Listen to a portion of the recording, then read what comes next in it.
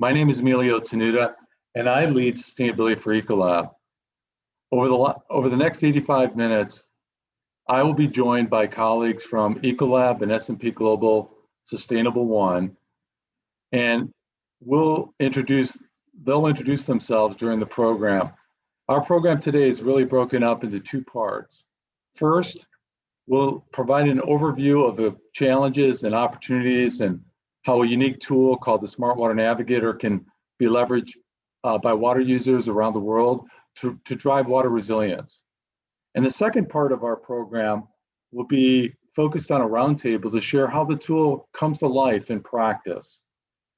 Let me begin by setting the stage. The IPCC 6th Climate Assessment Report unveiled a few weeks ago, among many things, the role that water stress has in tackling climate change. Today, more than ever, competition for water resources is increasing, and as you've heard this week, is expected to get worse. In our program today, we'll discuss this widening gap when it comes to fresh water and water security, and what we refer to as the execution gap in the private sector to get things done where they need to happen at the local level. And the tools that can help address the looming global freshwater deficit by enabling businesses and organizations to increase their water resilience. Lastly, I want to remind you all that attendees should post questions in the Pathable chat, and we'll answer them as we can throughout the program. Let me now turn the program to our first presenter, Grace. Thanks, Emilio. Hi, everyone, and thank you all for joining us today. I'm Grace Kao. I'm the head of analytics for corporates at S&P Global's new Sustainable1 organization. As Emilio mentioned, we'll be introducing you to a new digital tool that can help address the looming global freshwater deficit. But first, I'd like to take some time to set the context. As many of you already know, climate change, population growth, and economic development have led to the growing competition for water resources. Studies project a global freshwater deficit of 56% by 2030. This is an increase from the 40% shortfall that was projected by the UN back in 2015. As this disparity continues to grow, businesses around the world are already experiencing the impacts of water stress. For example, in 2019, one of the world's largest mining companies experienced a 28% drop in production amid the worst drought to hit Chile in 60 years.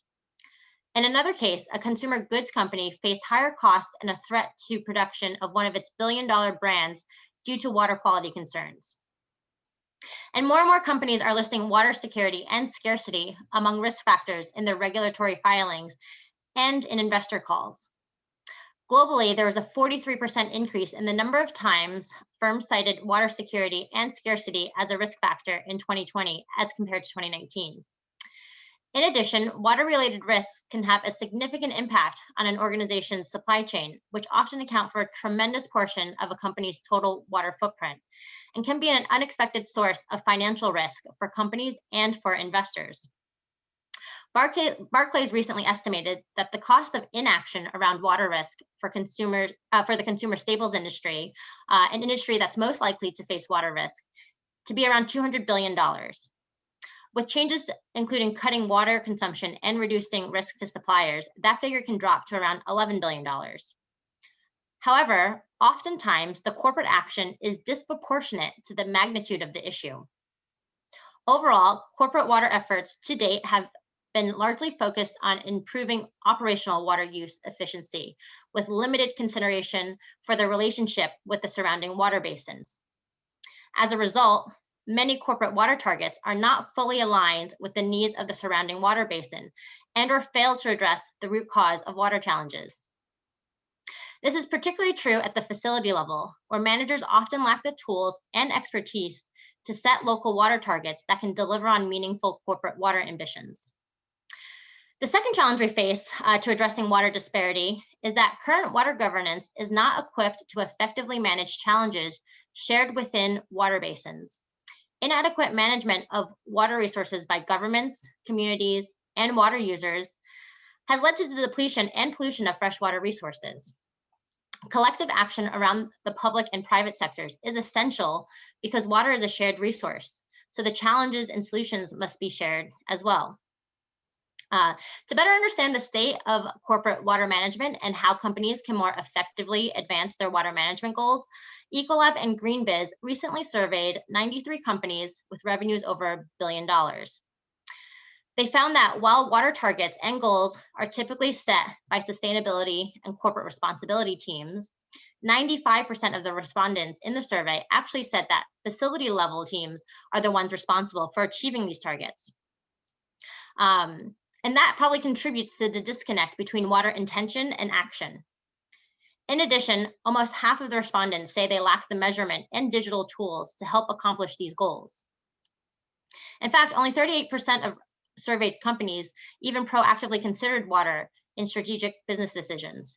And half the companies stated that they first need to make a business case for water in order to make progress on a goal. These findings highlight the need for increased urgency around water action among corporations, specifically at the local level, where water targets are meant to be achieved. In addition, companies need to act now on reducing or eliminating shared water challenges, which in turn helps protect social well-being and can build operational resilience and increase opportunities for growth and profitability. Today, we'll outline a solution that is tailor-made for these challenges, the Ecolab Smart Water Navigator. The Smart Water Navigator, powered by S&P Global Intelligence, is a free, publicly available online tool that guides companies in their journey towards smarter water management.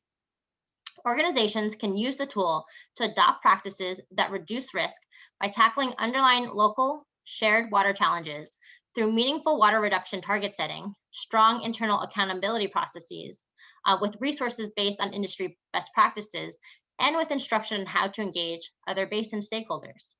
So this brings us to our objectives for today, to actually teach you how to use the Ecolab Smart Water Navigator, to build a roadmap to proactively manage risk and optimize water use, to establish the foundation for engaging with stakeholders on collective challenges, and to spur action at the local level. Now, beyond addressing local challenges, the Smart Water Navigator can help drive corporate action by enhancing a company's understanding of water risk and guiding a response that is proportional to the issue.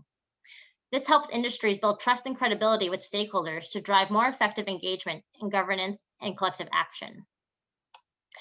Now, before we take a deeper dive into the tool, we'd like to learn a little bit more about you and your water-related concerns. So if you would, could you please answer a few short questions using the polling section of this session on the Pathable app? And just as a reminder, our session is titled The Increased Water Resilience with this New Digital Tool. You can click on the poll section and you'll see the following questions. The first asks, what classification best matches your company or organization? And please select the one that best matches. So are you from a government organization, NGO, private sector, academia, financial institution, media, or other?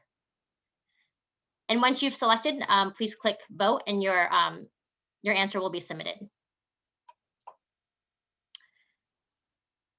For the second question, we'd like to learn more about the types of challenges you might be facing in terms of water scarcity. Please indicate the most significant challenges that you face. Select all that apply. So are you trying to meet regulatory requirements, stakeholder pressures and expectations, especially from investors or the media? Are you protecting local water resources? Are you trying to save money? Are you addressing internal goals, mitigating operational business risk, or building brand value and reputation, or other? Again, you can select all that apply in this case.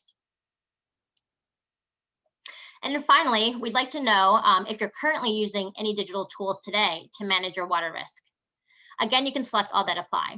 So today there's, or you can select the Ecolab Water Smart Navigator, which we'll learn more about today, the World Resources Institute Aqueduct Atlas, the World Wildlife Fund Water Risk Filter, the UN CEO Water Mandate Water Stewardship Toolbox, the UN Global Compact Water Action Hub, or the GEMI Local Water Tool, and other.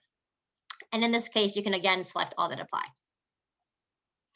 So in a few moments, we can take a look at the results.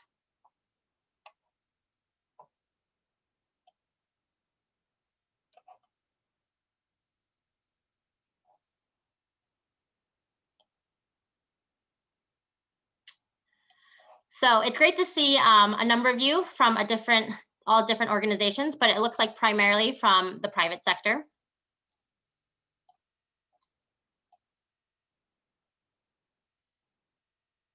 Wow, so a lot of different challenges that are being faced today, mostly around stakeholder pressure and expectations. But again, you can see that there is definitely a variety of challenges.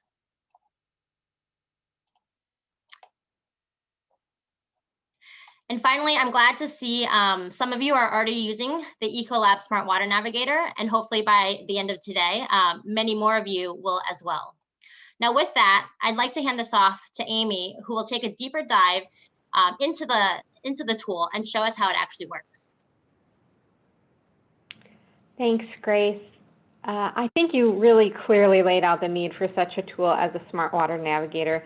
And showing by the poll results, I think there's quite the appetite to learn more about how it works.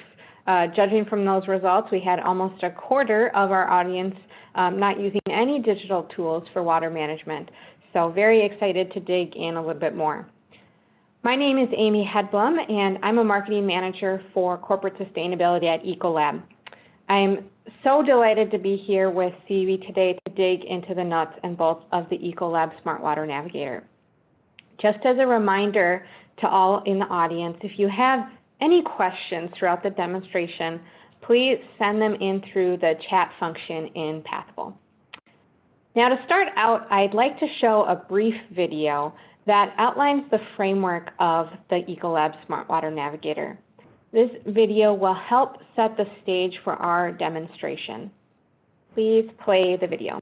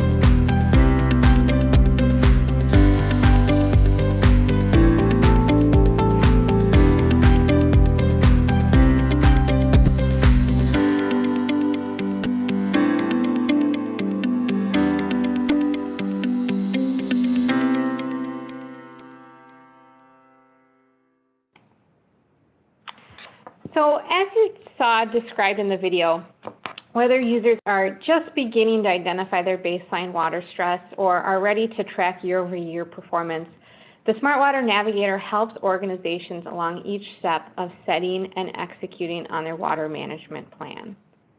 Sites without water targets can use the Smart Water Navigator to identify risk and develop a response plan following the guidance and resources provided within the platform.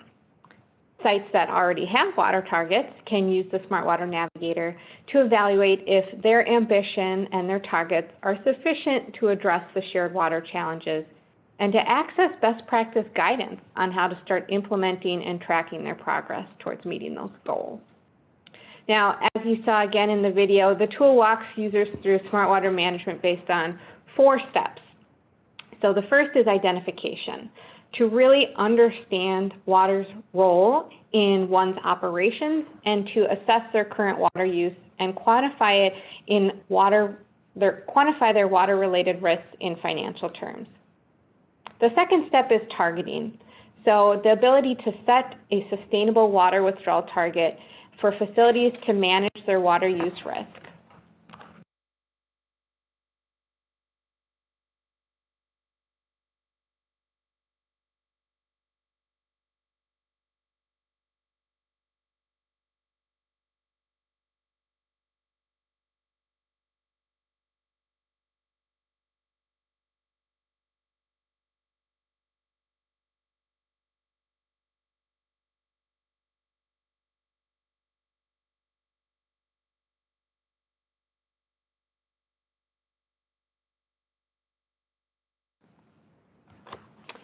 Sorry, I've been informed we've lost my audio.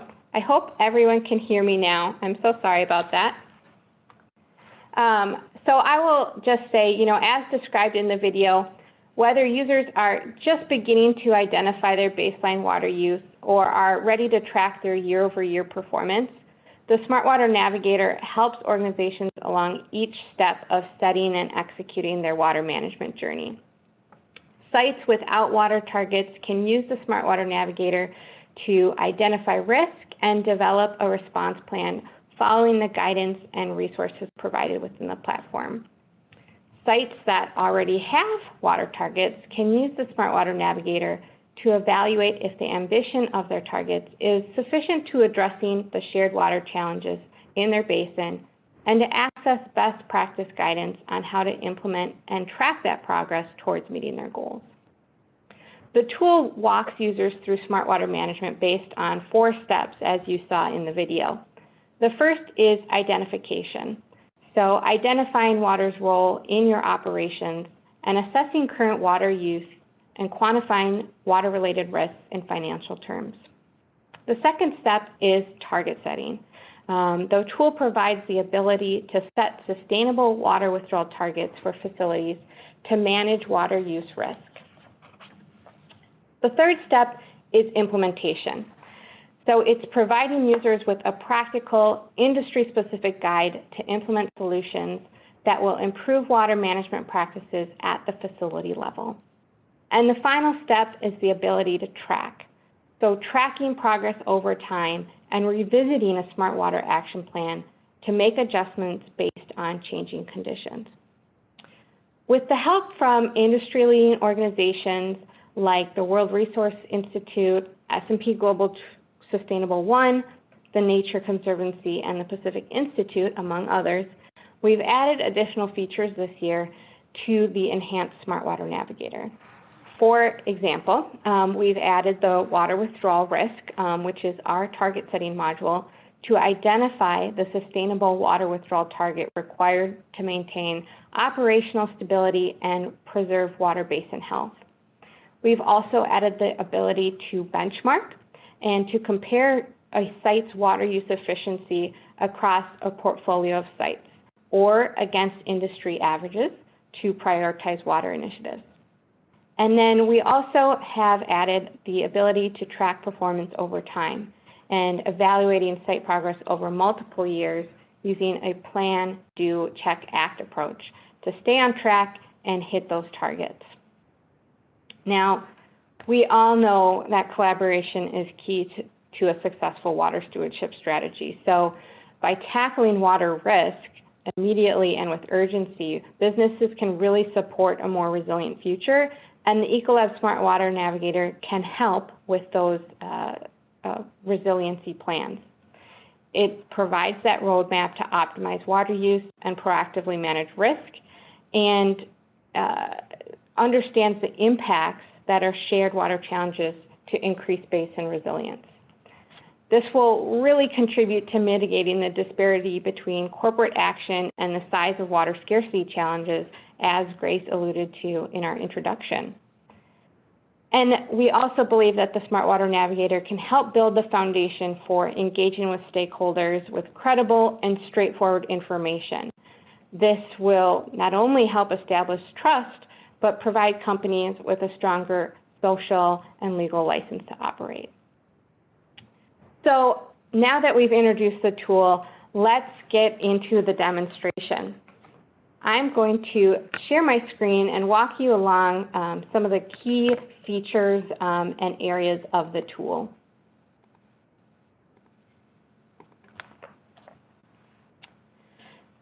So located at smartwaternavigator.com, the platform is available to public users at no cost.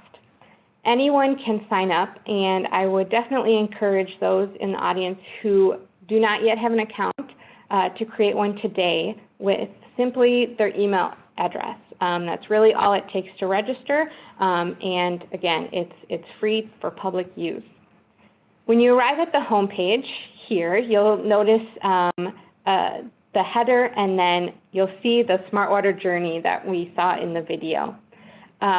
For demonstration's sake, we're going to start at step 1, or identification, which once you're logged in as a registered user, will bring you to your facility dashboard in what we call the Water Risk Monetizer part of the tool.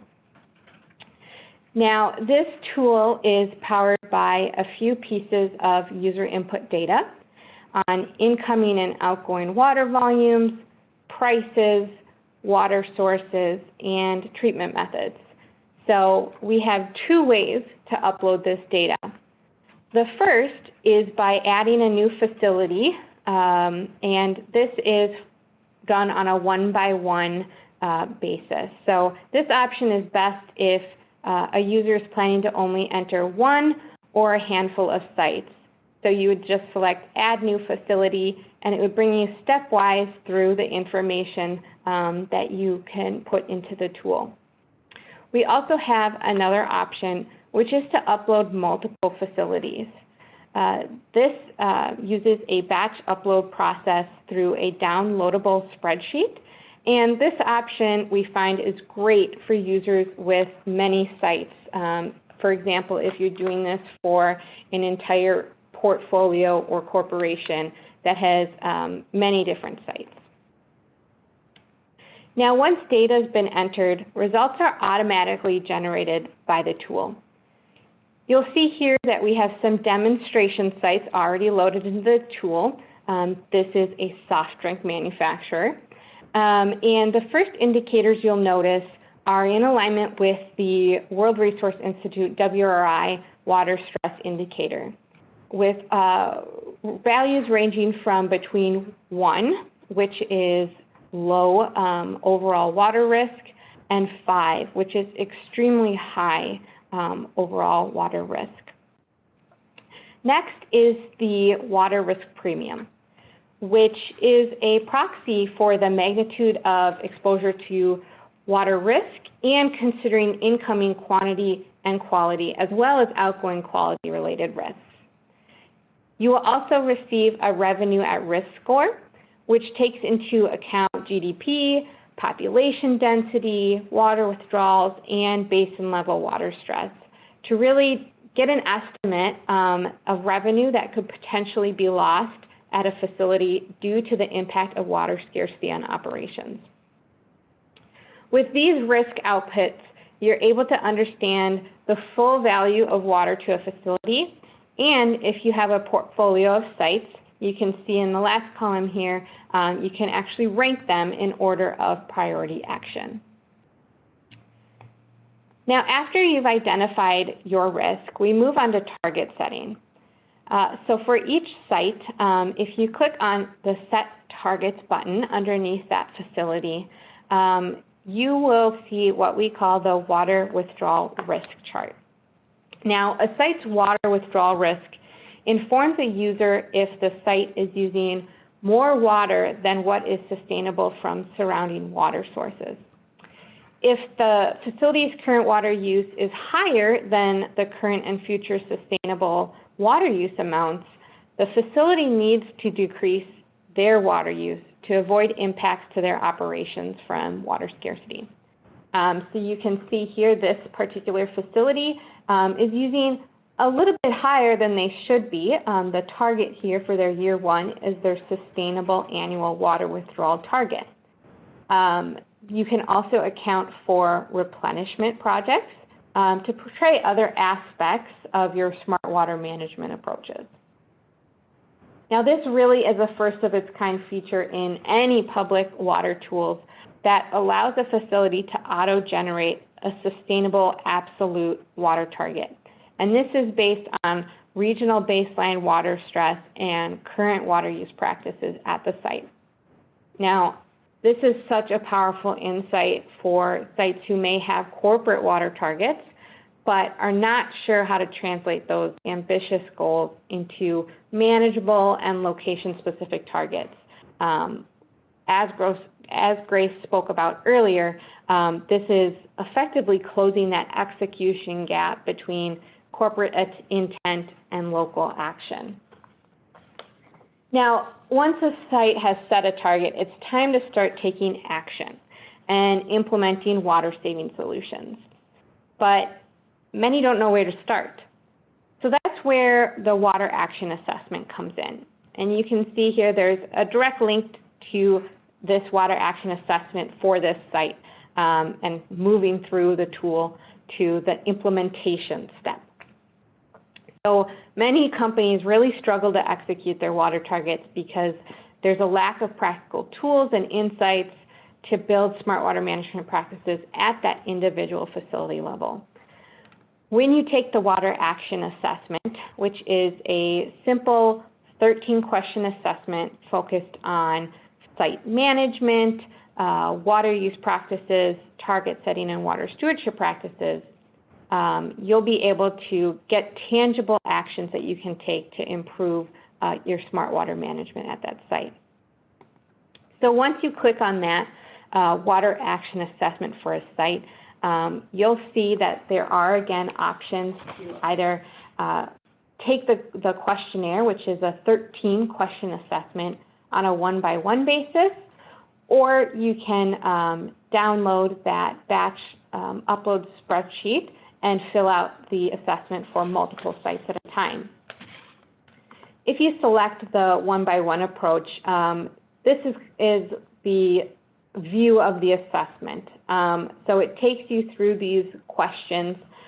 Really, anyone at a facility with a basic understanding of water use and management should be able to complete these qualitative questions. Again, they're focused on a variety of different aspects of water management and target setting. Now, after moving through the questionnaire, you'll see there's many questions or many options that you can select. It will deliver a custom industry-specific guide that helps you move along your smart water journey. So again, the output is a placement on what we call the water maturity curve, and that looks a little bit like this. So we're just going to, say for demonstration's sake, we've done the entire assessment, and this is what is delivered to a facility who's completed the assessment. In this case, this pulp mill was placed in the linear section of the water maturity curve. Some users may be placed in untapped, which means they have yet to adopt smart water management practices, while some may be a little farther along in their journey and may be up in exploratory and water smart. The goal is to really help one move upward on the curve toward becoming water smart and using water and considering it in the most holistic way possible.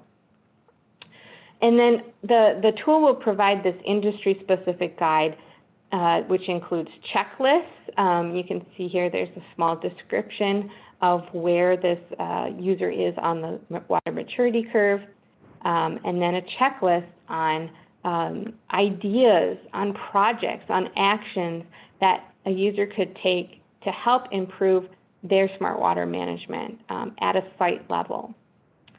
There's also tools and resources links to third-party sites that could help this facility reduce, reuse, recycle water. We have case studies that are very important at showing proof points of how this is done in similar industries. And we also have strategies for making the business case for investment in these water projects. We find that if a site follows this roadmap, they can really begin to steadily increase their resilience through smart water management and smart water use. Now, I want to dig a little bit deeper into this business case scenario. When it comes to making the business case for investing in water management projects, often even when appropriate projects are identified, they're not implemented unless they're deemed a business priority. A statistic generated from the same GreenBiz survey that Grace spoke about earlier unveiled to us that over half, about 51%, of organizations say that water is only managed on their ability to make the business case for individual projects on a one-by-one basis. So if a user identifies a project from the water action assessment, say they want to take something from their checklist and start implementing it, and they need to make the case for investment in that project, they can develop a risk-adjusted financial comparison using the data already generated in the Water Risk Monetizer part of this tool.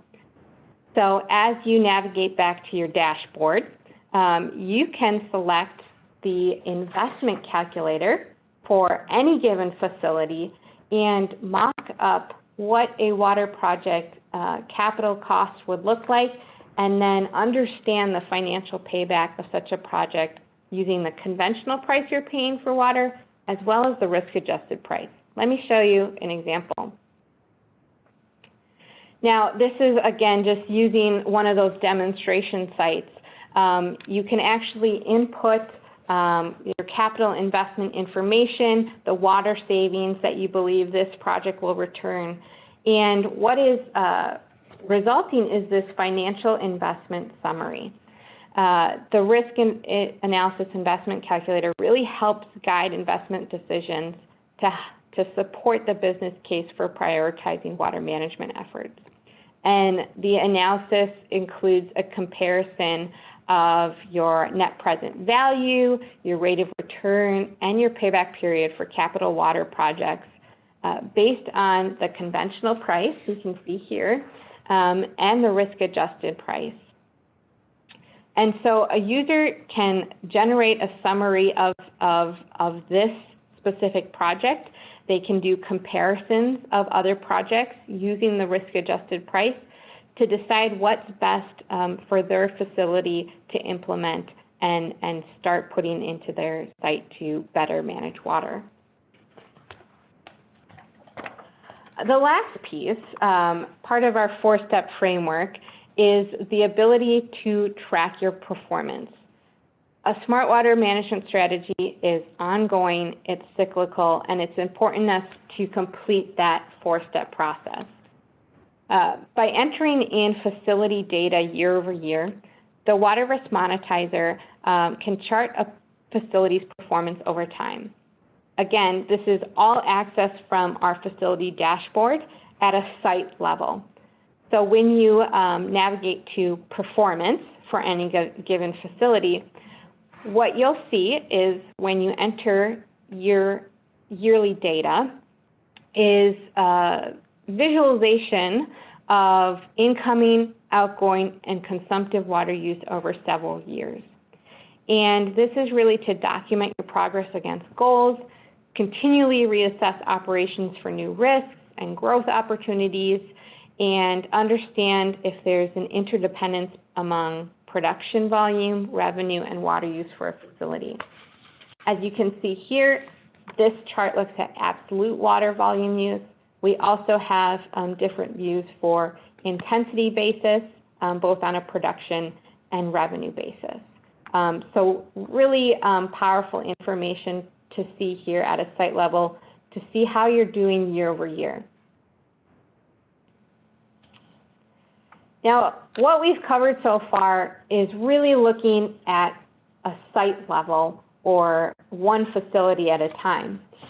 This tool can also be used by corporate functions or enterprises to compare facilities within a business portfolio. Oftentimes, I'd say it's difficult to compare if you have a very wide portfolio, if you have plants that are varying size or sites that are varying sizes, if the production or output is different at those, and if the revenue at each of those sites is different as well.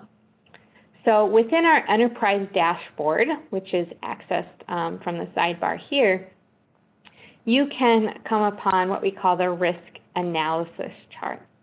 Now, this is a great view to compare the performance of different sites and look at the different drivers for each of these facilities as a whole. You can see here there's just a handful of sites, but we're looking at the comparison of these sites in terms of water scarcity and growth. And it actually prioritizes the sites that you should probably take action at first. It's really to identify those sites that pose significant potential risk based on business growth and water scarcity. Within this enterprise dashboard, we also have the ability to benchmark. So when this is a new feature of the tool just this year, you can benchmark your facilities based on production or revenue intensity. So this is really powerful to say, you know, even if you have a site like this that's in low water scarcity region, there is some improvement that you could do to increase its water use efficiency, to make sure that you're using water in the most efficient way possible. As you can see here, this generates an average for an organization, but you can also look at a revenue basis at industry averages. So you can tell how your company is performing as compared to industry averages as well. Now, I think all can agree that's a lot of power in one tool. There's a lot of different analysis that can be done and many powerful outputs generated by just a few pieces of user input data. I do want to call attention to sharing of this data. We talk about collective action. We talk about all users working together. And there are multiple reports that you can generate in either a PDF or spreadsheet format that really helps users share and relay information across their team, across their organization, or even with their broader business community, with the ultimate goal of prioritizing collective action on water issues and smarter water management. Now, at this time, I'm going to pause and see if, Grace, we've received any questions in our chat. Sure, there's been a few questions. So I'll start with the first one. What do you think are the main ways that smart water management help a corporation be more efficient with their water use? So I mean, I think it's a variety of different areas that will help them with their water use. First, by understanding if they've got multiple sites, which ones to prioritize. I think that the basis of, you know, tools out there like WRI focuses really on areas in high water stress, you know, extremely high water stress areas. But there's other aspects too. If you've got a very high growth site where you believe that, you know, production or revenue is going to skyrocket in the next 3 years, you're probably going to want to look at efficiency at that site too, because that's going to be more important for your enterprise. So I'd say getting that holistic view of smart water management, not only from water scarcity, but looking at growth, looking at quality issues as well, is a really intriguing part of the tool that can help businesses prioritize their actions. Sure. And then Does the tool have a database of standard baselines that allows you to evaluate the water use efficiency, or is the user going to have to enter in all that baseline data? That's a great question. So we actually partner with S&P Global Sustainable1 to provide those baseline data sets, specifically the one that we just looked at on the water use efficiency on a revenue basis. That is all input into the tool already, so a user does not have to generate those. We also pull in the latest data sets from WRI, from GWI, and other sources to make sure that we've got the latest GDP, inflationary prices, water stress data that we possibly can. And we update those at least annually, if not more often. That's great. And who exactly benefits from the Smart Water Navigator tool? Yeah, I'd say, the tool is designed for a range of users. It's business decision makers, right? At that corporate level, it's teams that are setting their business strategy. There's facility and operation managers, right? If we're looking to take action at a site level, those teams are responsible at the end of the day for their performance. And so I would say those facility managers can get a lot of use from this. Business consultants, we see a lot of time third-party experts helping to shape corporate strategies using this tool. And then lastly, I would say, NGOs, they really influence global water stewardship practices and are the connective tissue between a lot of these issues. So they leverage tools such as the Smart Water Navigator to aid their organizations and partners with that. Great. I think I have time for one more question for you. How is the Smart Water Navigator different from the other publicly available tools? And then actually onto that, who can people reach out to if they have any questions or need help afterwards? Two very good questions. I would say the Smart Water Navigator is really differentiated from others. There are several frameworks out there, the World Resource Institute Aqueduct tool, the World Wildlife Fund Water Risk Filter. They provide a good starting point with more quantitative assessments of water risk, but the Smart Water Navigator is really the first tool of its kind to put that monetary, that financial value on water risk. And it leverages, both the water risk monetizer and water action assessment parts to help along the entire journey, not just identification of risk, it's what to do about it. And I think that's what really excites users is they get a plan. It's not just setting risk and strategy, it's what to do about it now. Now, on who to reach out to, I would say any of us on the call are happy to answer questions after and throughout the program.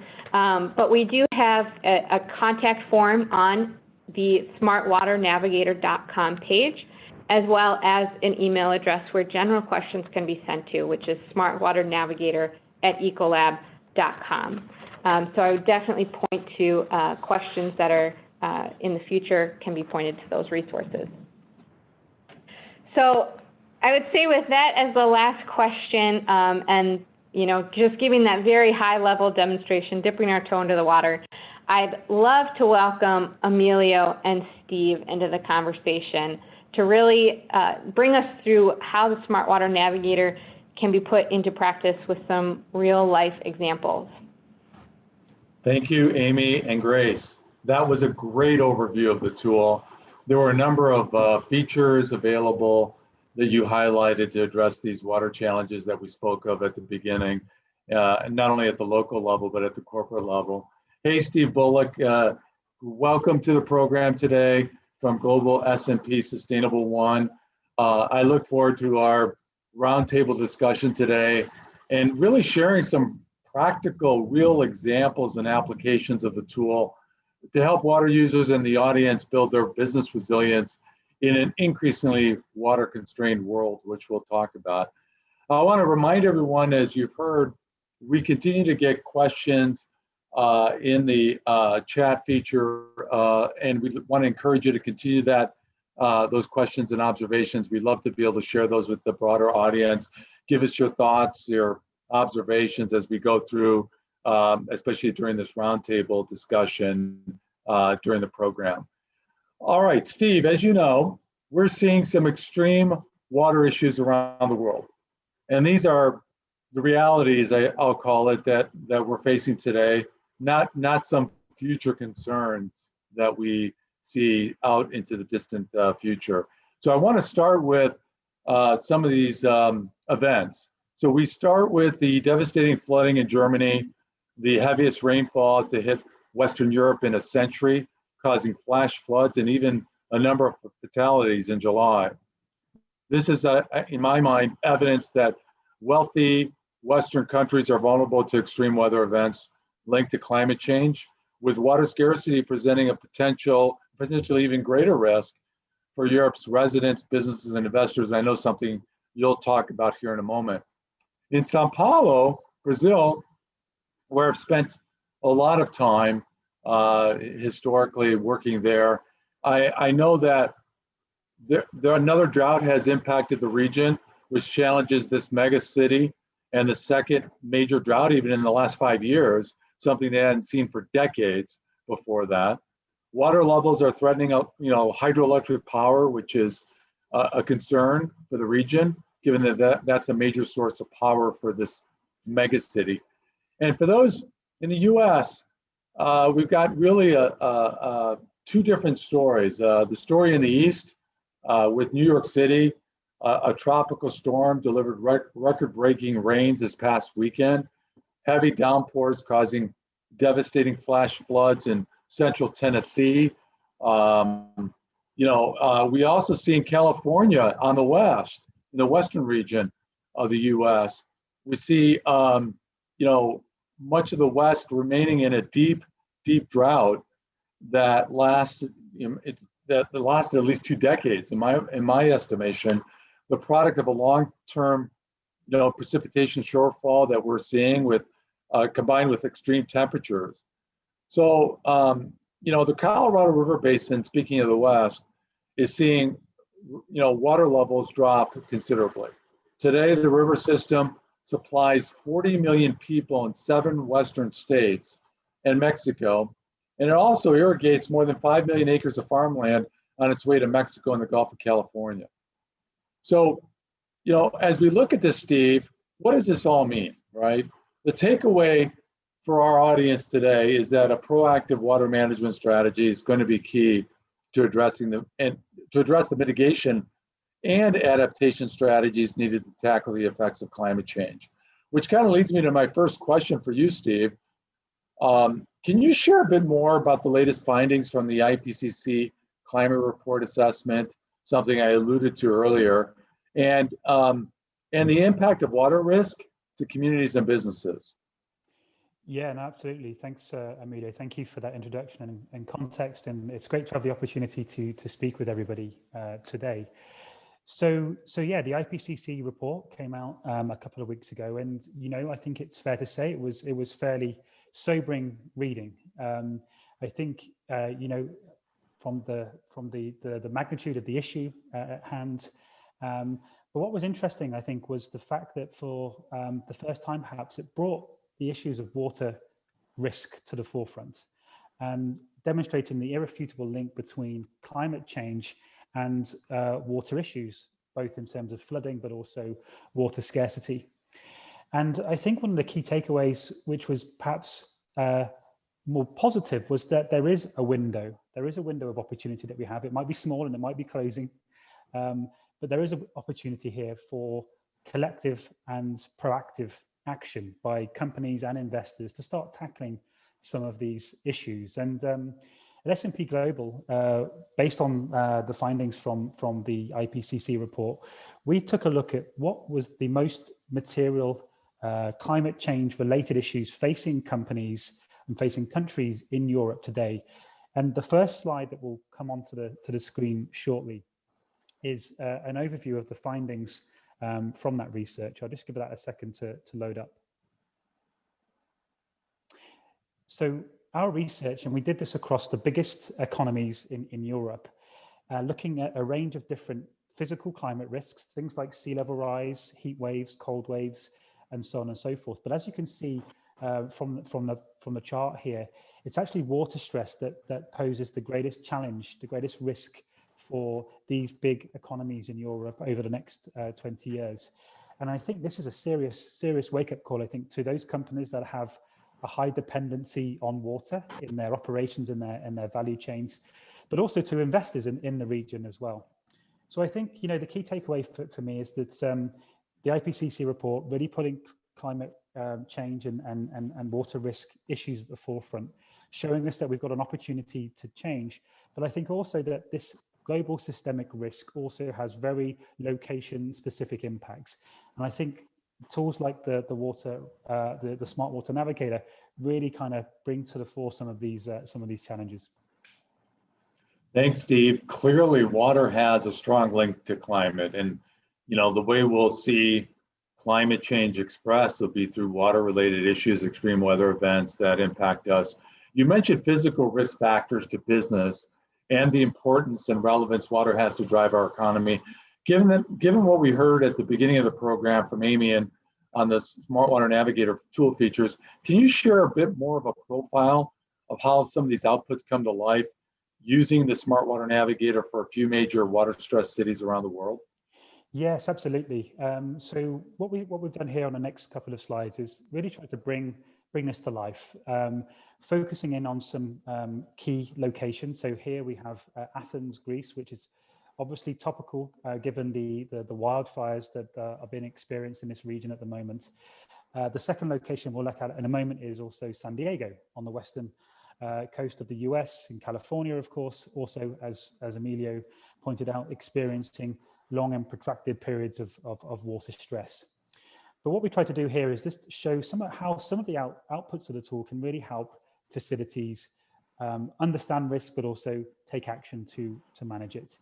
So we're profiling here a soft drink manufacturer, so a facility that is focused on bottling soft drinks and distributing soft drinks. And we've used some typical production and water use data that we would see for a plant operating in this region, and also the amount of water that a plant of this size would typically use. But firstly, let's start by looking a bit about the basin. So the basin here is Greece and Athens specifically. And what you can see here jumping off the page really is that this basin, based on WRI aqueduct data, has high levels of overall water risk, but also high levels of baseline water stress.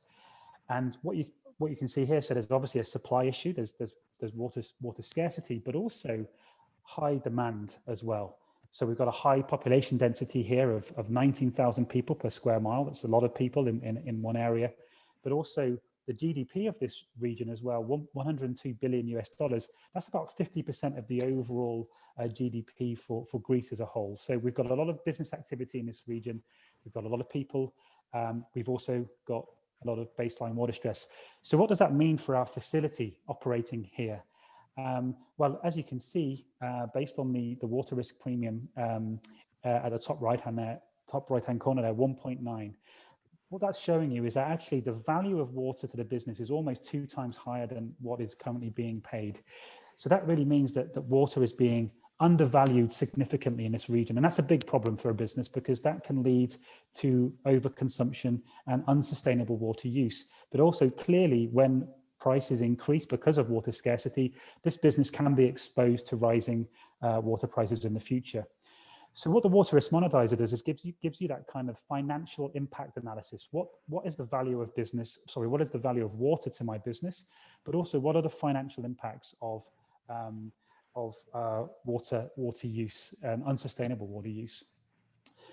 But clearly, as any tool should do, really, is how does it then allow users to take action?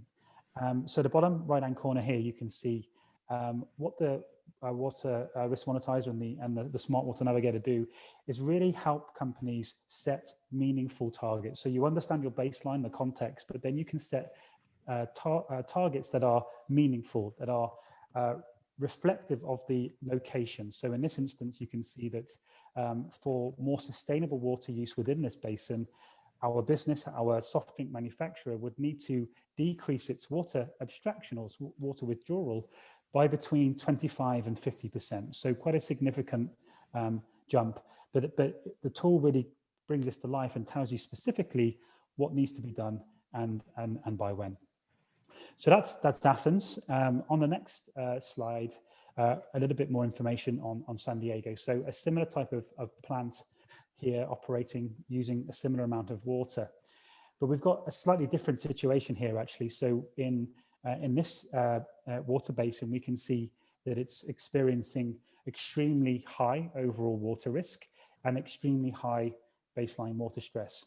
Doesn't have the same population density quite as high as we saw in Athens, but you can see the GDP output here, 253 billion from San Diego and the region and the surrounding region.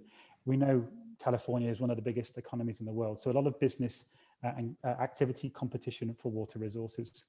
But what you can see here, due to that level of water scarcity in the region, that the water risk premium is high.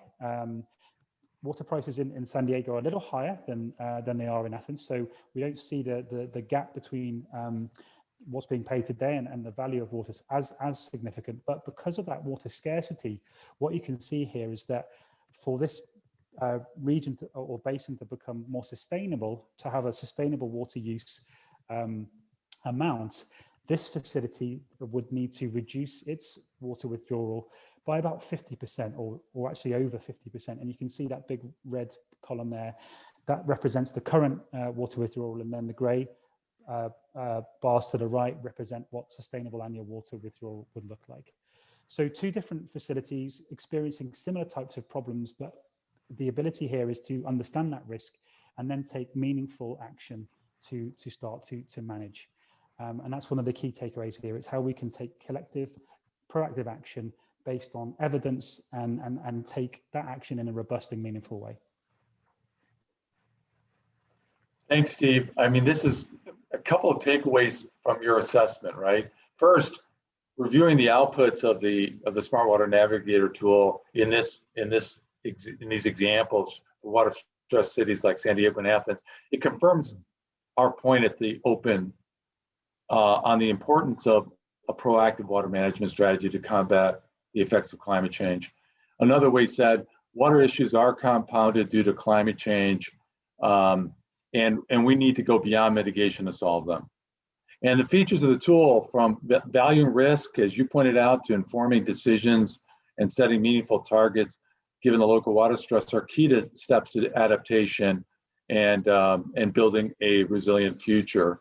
Now let's transition, if we can, to profile some corporate examples using the output of the Smart Water Navigator to support these examples and how they embarked on their smart water journey.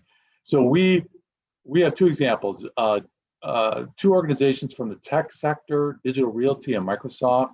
Both tech stories highlight the importance of the cloud, the dependency of water, and a reliability on digital experience for all users. Clearly, when we think of digital, the agility, flexibility, and reliability that the cloud technology enables us means opening up new ways of working and operating, as well as quality of life for all of us, clearly. So let me give you a quick example, just to put this, bring this really home for all of us. All of us have obviously smart devices, and those smartphones connect us to the cloud for your email, messaging, social media, GPS. A data center, for all practical purposes, is essentially a building full of computers generating heat. So these systems have to be cooled, and that cooling takes water. And that's where we begin our story with Microsoft. In 2017, Microsoft leveraged the enhanced Water Risk Monetizer, previous iteration of the Smart Water Navigator tool, to prioritize locations and optimize water management projects, really to gain a new level of insights into site selection and solutions. the final thing they really wanted to know is how they could understand the full value of water and the business case they needed to make of different water management strategies that include, in some cases, capital investments in new technology to make their operations more efficient, but also more resilient. And so during that assessment process and using the Water Risk Monetizer in the Smart Water Navigator, Microsoft's data center in San Antonio, Texas, was identified as a hotspot location. It is located in the Leon Creek watershed, and according to the data set from WRI in the Smart Water Navigator, San Antonio, as you heard from our overview of the tool, is located in an extremely high baseline water stress region. Leveraging Nalco Water's or Ecolab's Water Risk Monetizer tool, Microsoft was able to model the full value of water to its business and use risk, what we referred to earlier as this risk-adjusted water price, to reinforce that business case for water stewardship. And so the output showed that the risk-adjusted water bill, something Steve talked about, representing the full value of water to Microsoft's operation, was more than 11 times greater than the current water bill. So that really made the case for Microsoft to really drive a water resilient strategy at the local level and make that business case for smart water technologies, which they actually implemented. For example, they utilized a smart cooling water automation technology to manage and value risk through a water recycling reuse project that they implemented. And so that smart technology enabled them to use recycled or gray water over potable water, allowing Microsoft to save or avoid more than 60 million gallons of potable water per year, but also save more than 140,000 US dollars in water costs per year as well, because of the lower cost of that gray water. So here's a great example where the Smart Water Navigator outputs led to this full value of water to Microsoft's operations, supporting a continued and proactive water stewardship strategy for the quality and quantity of investments that they had to make. But also the partnership really demonstrated how data centers can leverage these tools to really enable smart water management practices and use these advanced analytics to increase operational resilience and reliability. So now let's discuss, Steve, a second example by the name of Digital Realty. For those that may not be familiar with Digital Realty, it's a leading global provider of data centers, co-location data centers. I like to think of it as like cloud and data center capacity on demand. The company sought to improve its water strategy and minimize overall water use while ensuring reliable performance and protect its operations from water-related risks, something that you heard in the last example with Microsoft. So here are the steps they took. Step one was to utilize the Smart Water Navigator to prioritize at-risk sites across the regions that require immediate action. Step two was to evaluate water use practices at every site by using the water action assessment that Amy spoke of as part of their journey, and doing that for the tech sector. So, in industry, roadmap was developed as a result of that. Step three, the tool helped the team focus on specific steps. This is key, right? Is what needed to be done at the local level to improve water management practices and implement local interventions to increase water resilience and increase reliability.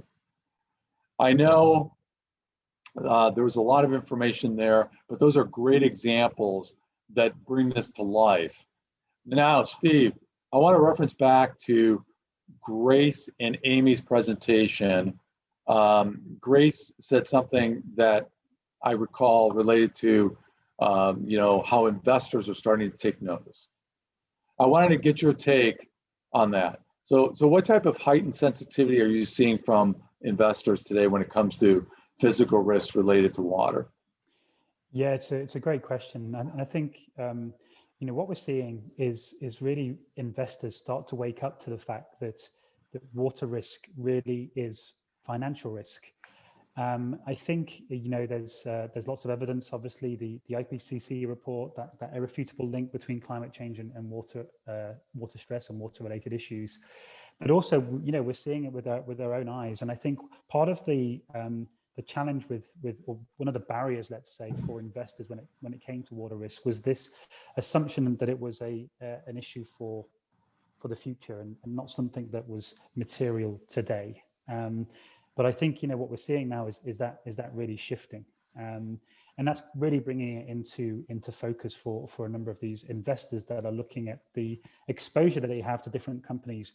I showed you that map of Europe earlier, which clearly is a concern for investors in the region.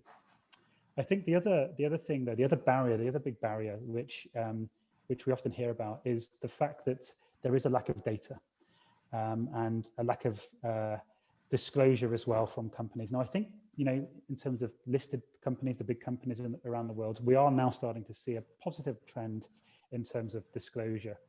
But when you move beyond that, when you consider private companies or different types of asset classes, when you also consider that for many companies, water risk is going to be embedded in their supply chains where it's sometimes difficult to quantify, then that becomes a bit of a blind spot for investors, and it maybe sometimes makes it easier for them to ignore that. But I think, again, things are changing. I think tools like the Smart Water Navigator clearly are helping address some of these challenges. They're helping companies to understand and quantify their risk, helping companies to manage that risk, but also reporting better as well. And I think this is very timely, because what we're seeing, what we will see now, is more investors demanding companies to disclose more information about their water risk, but also, of course, how they're managing it. So in short, yeah, certainly it's the tide is changing. I think we're definitely seeing more and more investors now waking up to this and trying to look at ways that they can integrate this into their investment process. That is great. Thank you, Steve. I hope the private sector attendees on the call today are leaning into this, because I think what you just said, water and climate risk is financial risk, is something that we all have to realize that's the reality today. And your point about data and insights to inform these companies and these portfolios is key, right? Through tools like this one, not the only one, but tools like this one to enable people to become more proactive. Great to get the investor viewpoint on water risk and using these tools to address it. Before we move on, Steve, I'd like to again ask people to continue adding comments or questions to the chat. I've got one here that I'm going to ask Steve of you. Many organizations choose to prioritize action at sites in high or extremely high water stress regions. Could you share how facilities in these areas, similar to what you described in these two cities you profiled, how companies can benefit from the outputs from the Smart Water Navigator? Hey, Steve, one thing that I can just start the response with is that what stood out for me is the ability in those locations, as we talked about, to set meaningful targets with, from an absolute water use perspective, and the unique feature of the current version of the tool, Steve, and how it does that. What are your thoughts about that?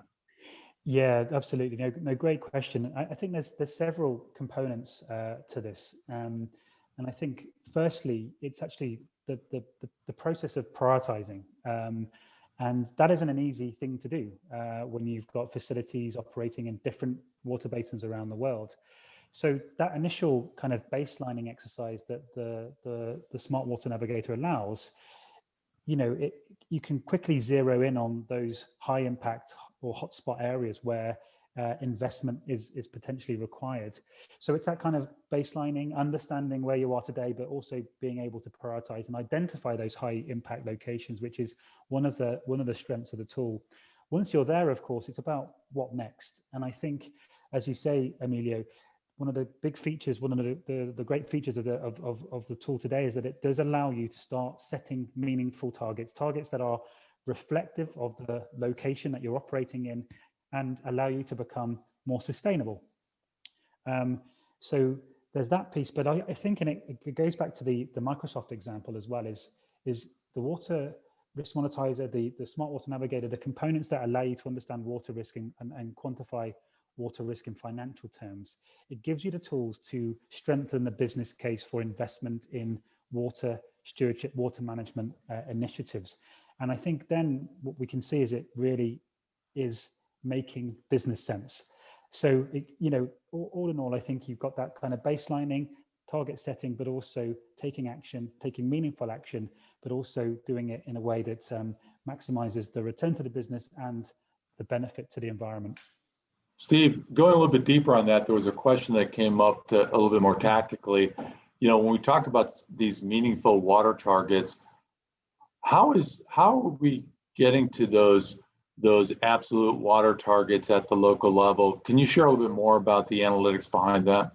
Yeah, absolutely, of course. So this, again, a new feature in the tool, and what this really enables a user to do or a facility to do is to firstly understand what their dependency is on water in the basin in which they operate, and we quantify the amount of water that's withdrawn from the basin.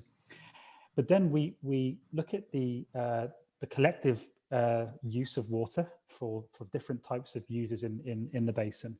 And based on WRI aqueduct data, we quantify what sustainable water use looks like. So the term sustainable, what we mean by that is, of course, sustainable for the business, the users of water, including the local population, of course, but sustainable in the sense that it does no longer lead to water stress and water scarcity.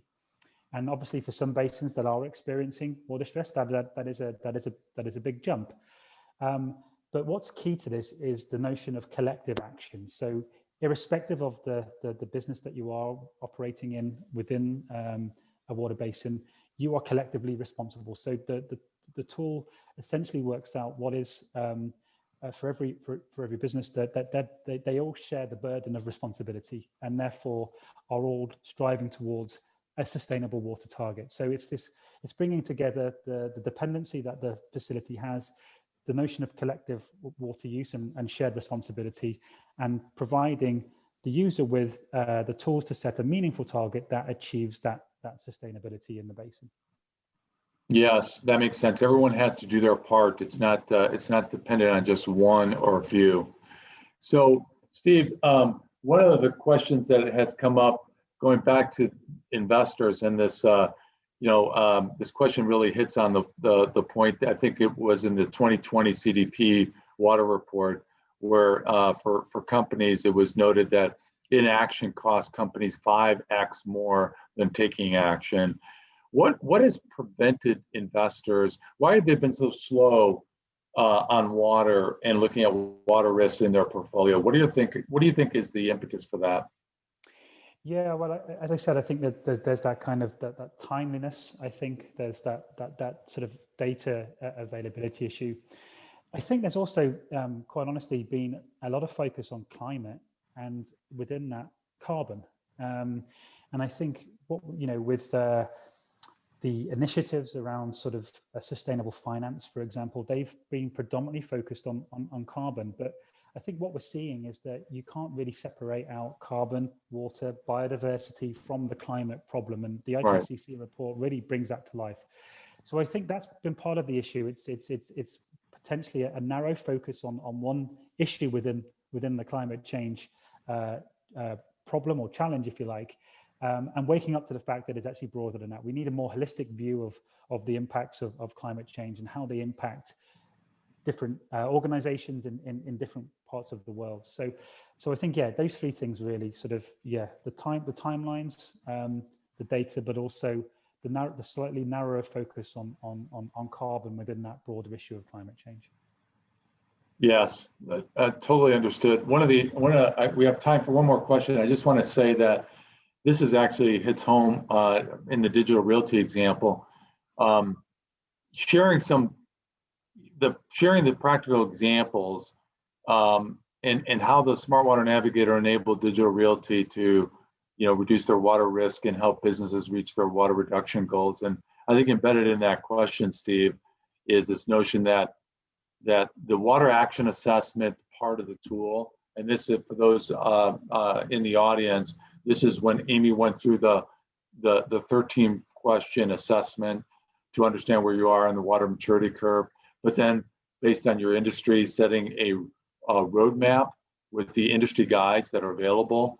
Steve, I think that to me allows us to really focus in. I think the 4 principles that were embedded in that assessment, one being the accountability of water at the local level, the second being the water management practices today, the third being local target setting, to your earlier point of how the tool enables us to do that. And then the fourth, of course, is something you spoke of, water stewardship and driving collective action. Steve, I think that really hits home, I think, setting a roadmap to achieving a smart water management strategy to becoming water smart. What are your thoughts about that? Yeah, no, absolutely. I think, yeah, as we said, it's really taking action and being proactive in that. That is really going to drive the change that we need at the local level. Now, of course, part of that is, as we said before, understanding where you are today. You need that kind of grounding, if you like, in your own business's dependency on water to start. But stepping through that sequencing, setting an action plan, that really will bring it to life. But I think one final point as well in all of this is, in addition to taking action, there's also taking the action to be transparent. And I think what we're seeing in the sort of investment space as well is that drive, that need for more transparency. And I think what the Smart Water Navigator does is, as well as give you that kind of roadmap of where you need to go to manage water more smartly, what it also does is gives you the robust and the confidence, if you like, confidence and the robust data and evidence to disclose in a confident way. And I think that really could be a game changer for those companies who are perhaps unsure about how to best communicate what they're doing and how they're managing water risk. Well said, Steve. Thank you. I'm going to give you the last word today from our distinguished facilitators that helped us with the program today. I want to leave the audience with a couple key messages. First, very, very simple. When you leave here today, and you heard this from Amy, register on the Smart Water Navigator tool at smartwaternavigator.com and set up an account. It's easy to do. Load a facility or two and select a site and see how it works. Share it with your colleagues within your organization or within your watershed. Get others involved in leveraging this free, publicly available, and very powerful tool to informing decisions to take action at the local level. Now, let me recap some key points from our session and the roundtable I had with Steve. We sincerely hope you've gained a greater understanding of the root cause of water challenges and ways to address them, very importantly.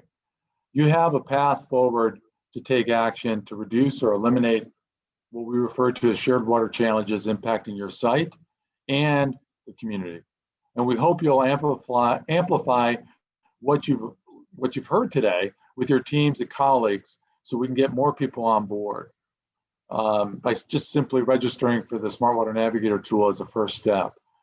I kind of think once you do that, here's the opportunity for all of us around the world.